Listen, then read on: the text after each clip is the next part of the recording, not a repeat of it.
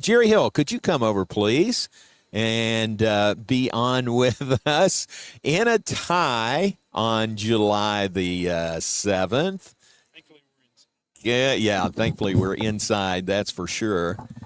There he is. All right, very good.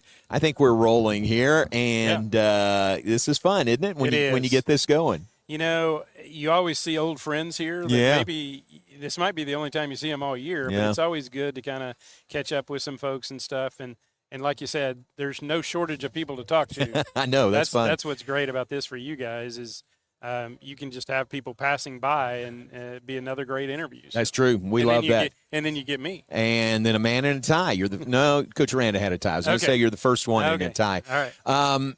Did you see the column that Don Williams wrote in the Lubbock AJ? He was writing about what we've been talking about. Oh, like the Big 12 media days are good, but man, the Southwest Conference Press Tour.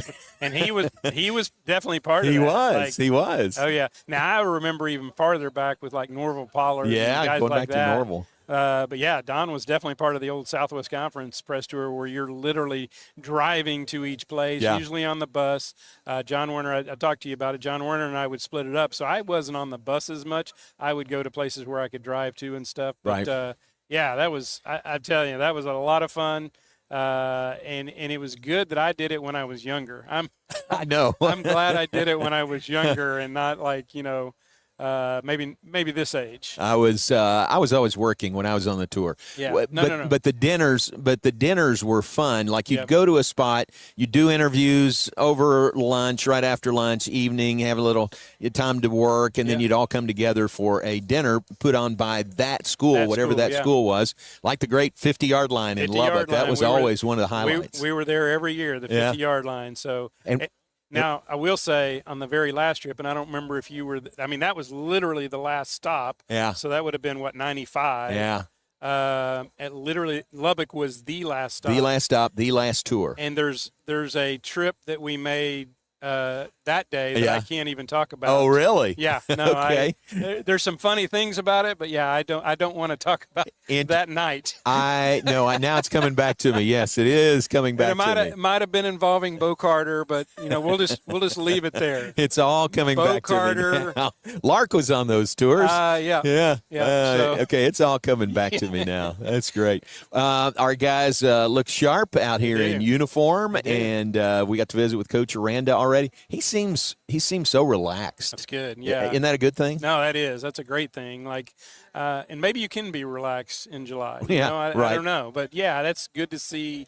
And I think he has a good handle on this team. Mm-hmm. Probably has a good feeling for this team. So, I think it's great that he's relaxed and he's kind of ready to go. I'm sure. What are we 3-4 weeks away from camp? So right. I mean, it's just around the corner. Right, 7.5 weeks away from kickoff. So that's probably right. Go. So not that I'm counting. No. But this really does get the juices flowing. So that's a fun thing to be here and just visit with everybody. Get to visit with Coach and some of the players that are here also. What do you think will be the main questions that these media will ask Coach Aranda and the players today? What do you think the topics of conversation will be? Well, I think obviously it's going to be bouncing back from last year. I mean, they've had their struggles over the last really 3 or 4 years, but I think it'll be about that, about trying to bounce back. Obviously, DJ coming in, I think that's going to be a buzz with everybody. I was talking to Skylar Dixon from AP earlier, and he was like, I always forget that DJ Lagway's at Baylor now. Oh, really? Yeah. And I told him about Derek, his dad, playing there. And I said, he was late 90s.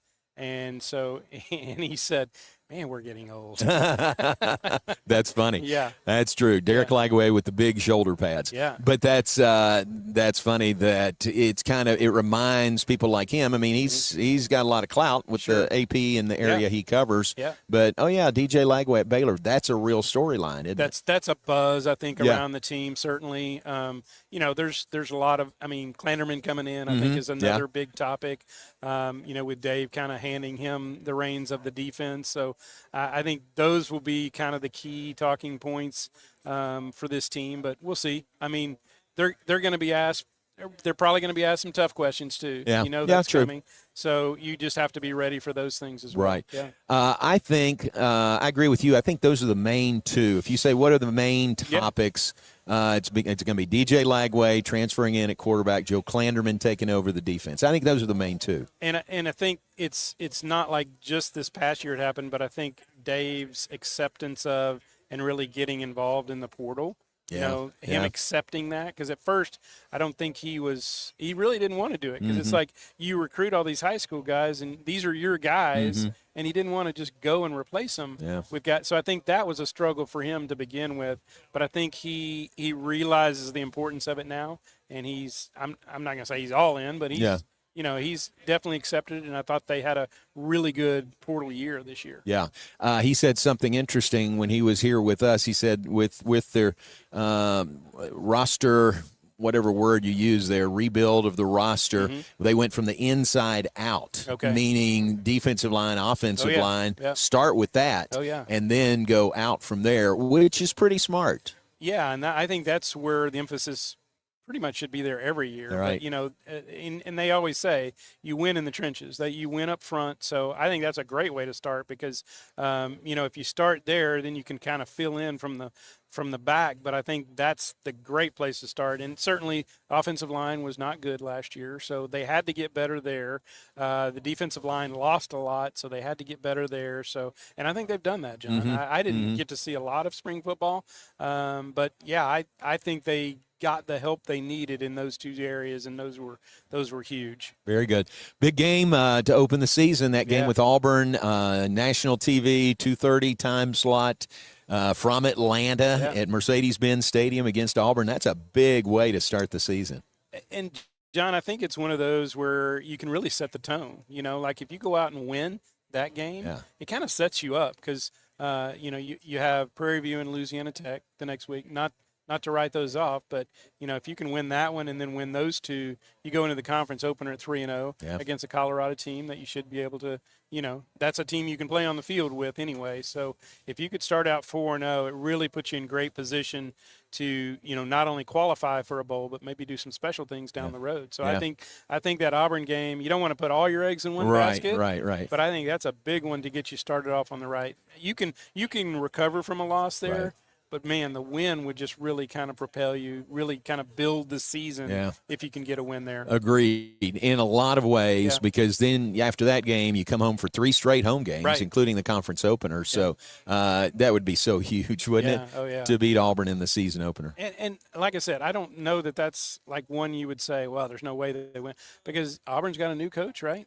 And they've had a lot of change and stuff. So, you know, I think Auburn, from what I've seen, is favored in that game, but it's not one where I would say there's no way they win this game. I think it's one they can win. Yeah. So, again, if you go out and win that one, it's not technically on the road. It's in a neutral site in Atlanta, but that's big. Winning a game against an SEC team in SEC territory. So that would be a great start to the year. Ooh, that'd be huge. All right, very good.